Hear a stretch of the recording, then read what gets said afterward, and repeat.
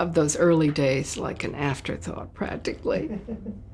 Before we move on from CBS, I wanted to ask about one name. You briefly talked about him, but could you tell me who was Martin Manulis, and could you describe him for me? He was a producer, the producer of Playhouse 90. I think it was probably his concept and his sale and his daily fight to keep it on and to keep it, are we rolling? Mm-hmm. And to keep it as literate as possible and as honest as possible. And I think we all had tremendous respect for him. He was an elegant man and a literate man. Approximately how long were you at CBS, and where did you go from there? About 4 or 5 years, at which time a friend of mine with whom I'd started on Shower of Stars, named Helen Kolvig, was working at Revue Studios.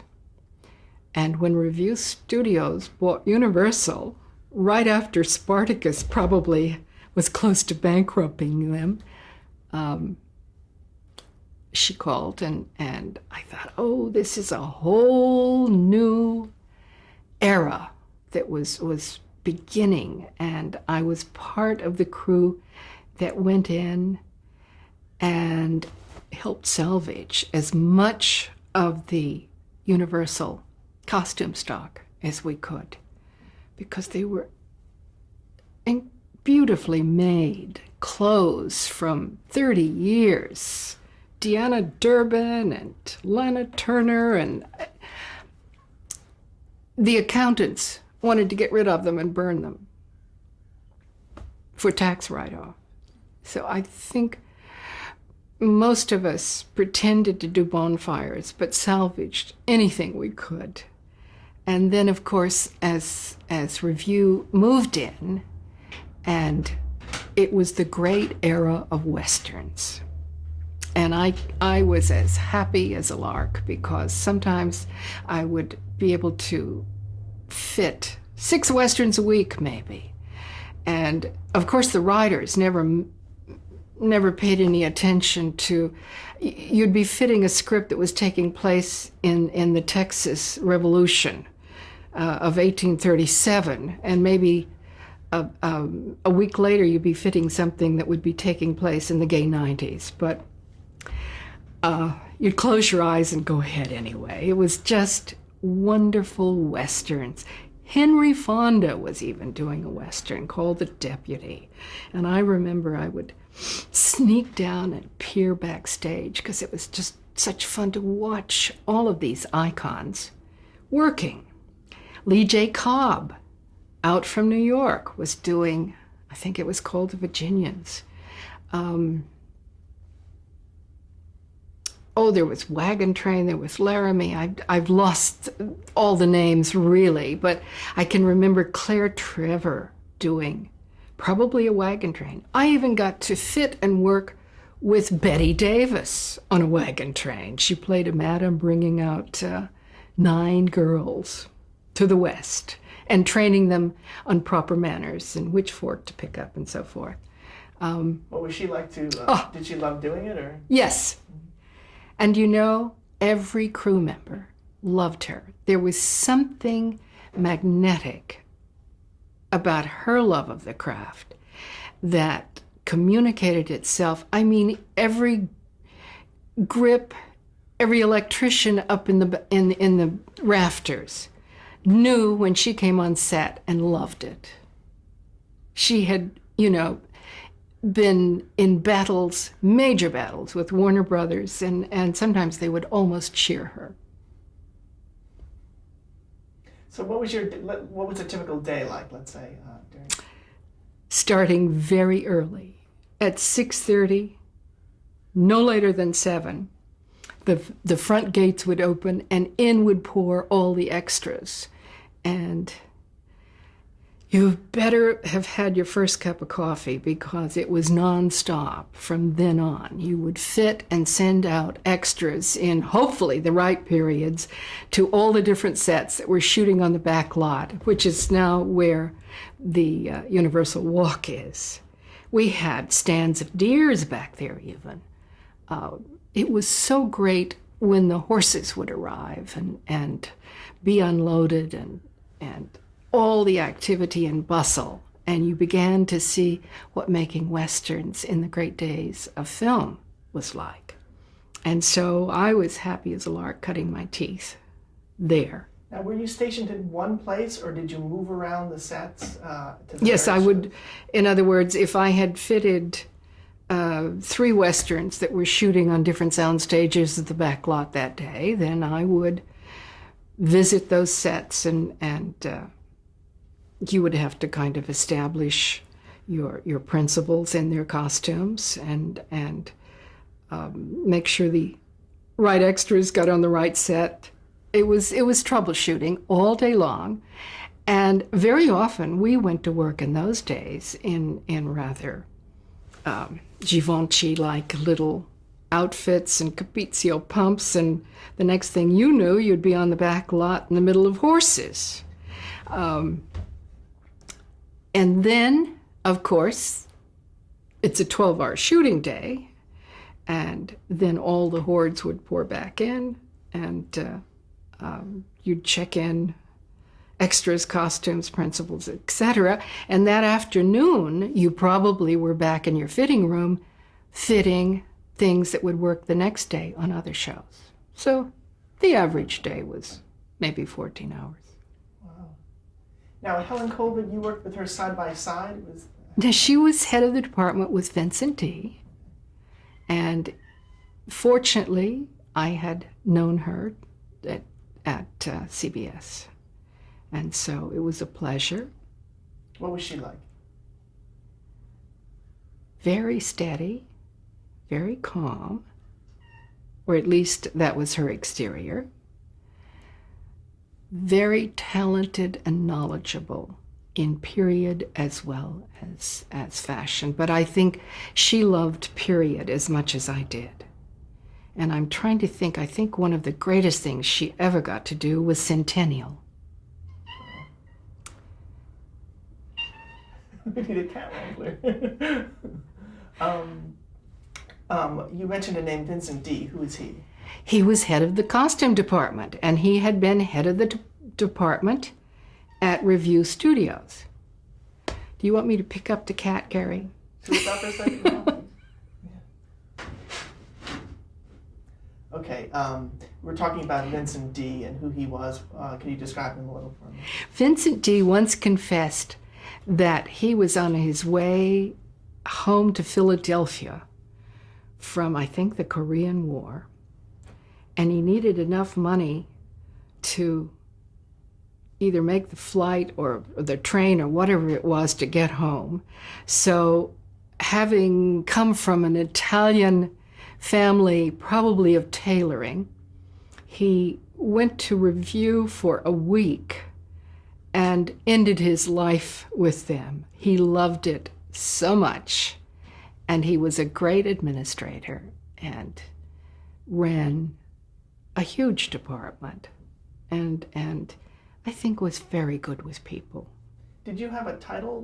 What was the structure like? We were just costumers, you know, and Vince and Helen would assign us to different projects, and they knew that I loved period work, so, and they knew I hated to get up in the morning, so my punishment sometimes would be early calls.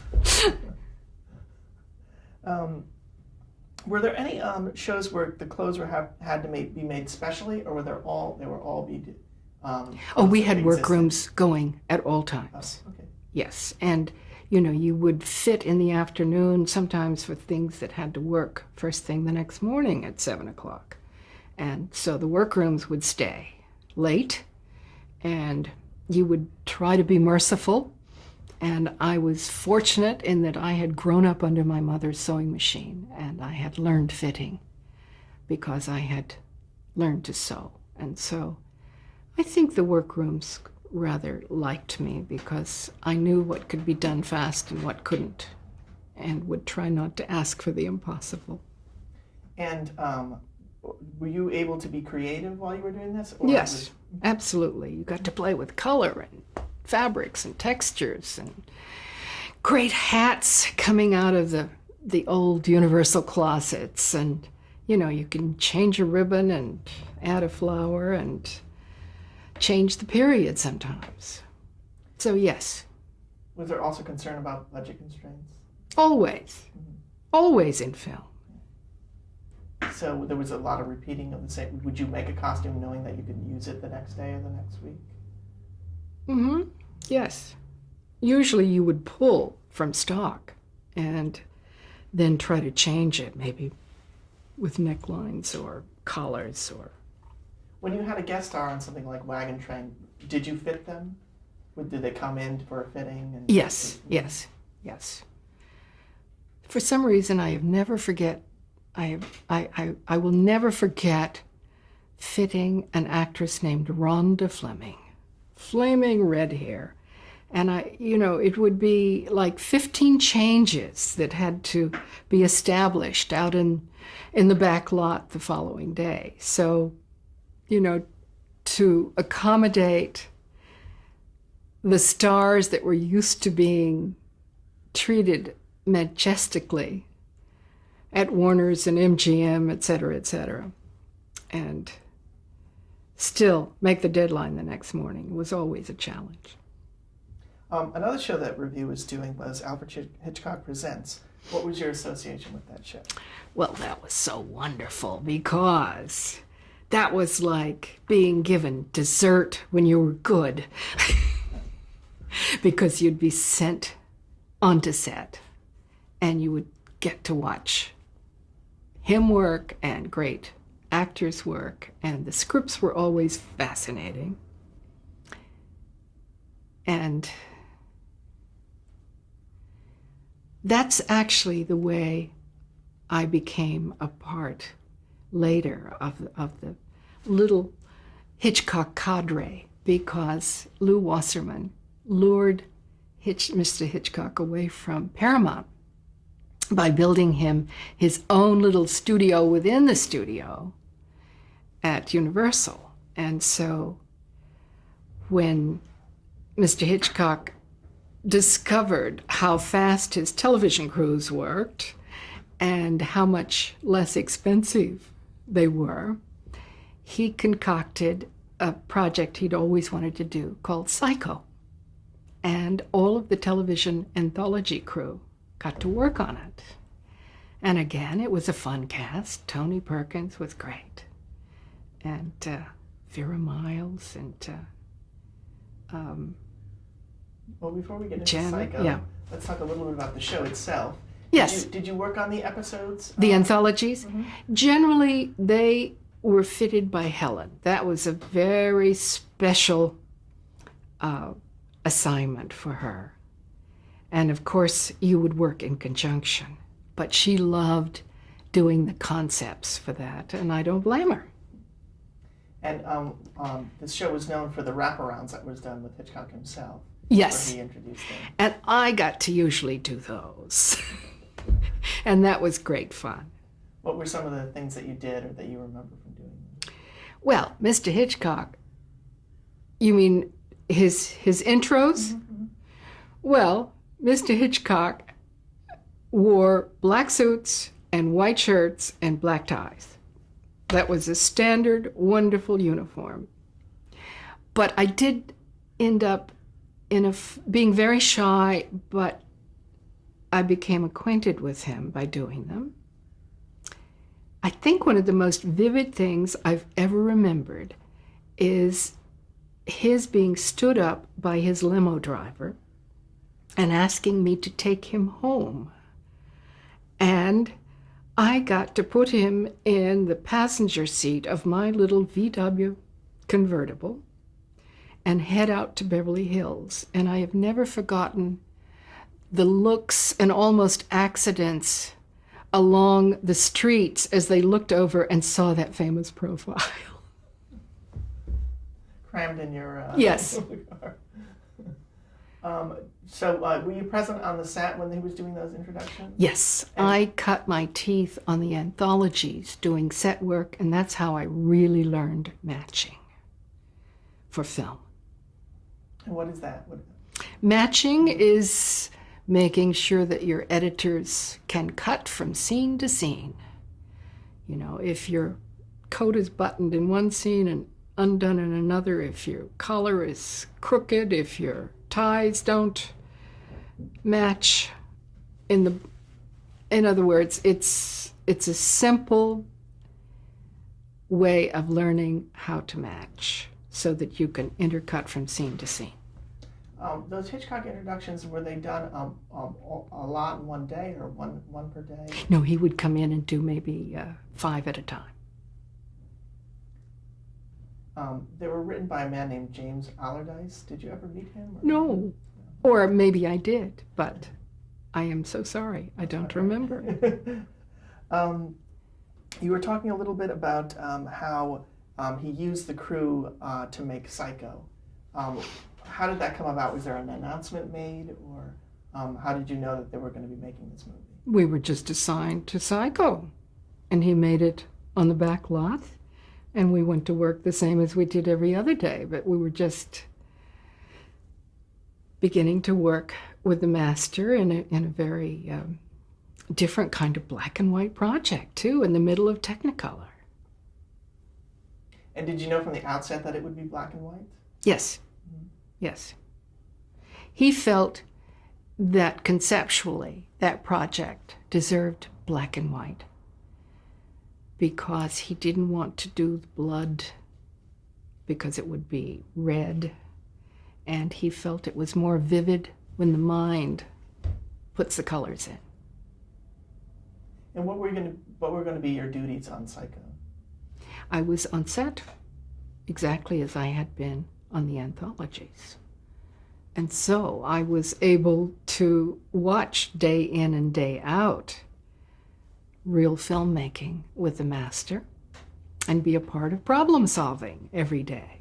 What did he teach you about costume? Costumes? Mm-hmm.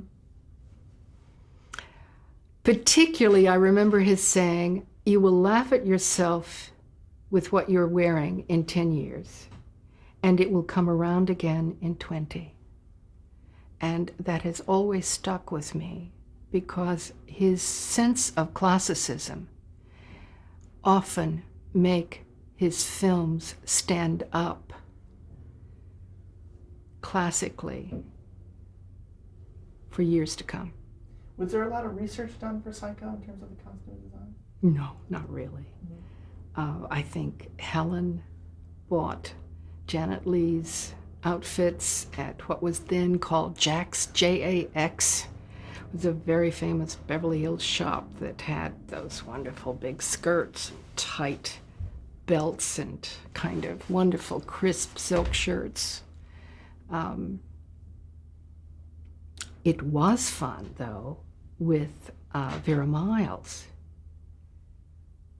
because Miss Head, of course, had made many costumes for her. And I think Psycho probably was Miss Miles' punishment for not doing Vertigo. So I got to go to Paramount Studios on fittings with Miss Head, and that's when I began to become acquainted with her and see how the wonderful Paramount workrooms functioned. There would be tables as long as this dining room with 20 women sitting around them, you know, hemming and doing handwork. So Edith Head was the costume designer on it. She did Miss Miles' clothes for that, and that was about it. I mean, it was a very simple, low budget. That whole film was made for $700,000. I'm sure you found that in your records easily. And do you remember Anthony Perkins doing any costuming for him? I got to do the mother.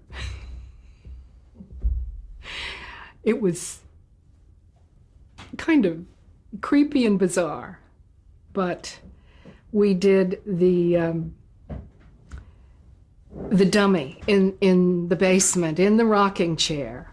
And, it was an old lady's dress and kind of lace collar and the doubles for him in the same print and the same collar when he would come down the stairs, Years later, I have restored our family farmhouse in Arkansas, and stone by stone, we reconstructed the basement, and I realized the first time I walked into it, oh my God, I've built the Psycho cellar.